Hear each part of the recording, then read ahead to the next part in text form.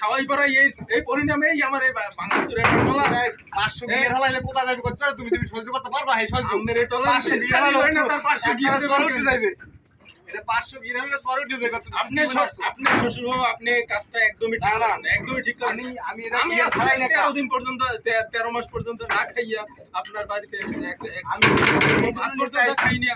আপনি আমার নিতে আসছেন এটা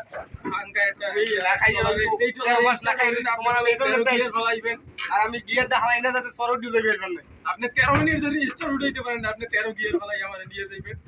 আমি ভয় পাবো এইজন্য আমি দেখেন শ্বশুর আসছে 13 মাস পর জামাইরে নিতে সে জামাই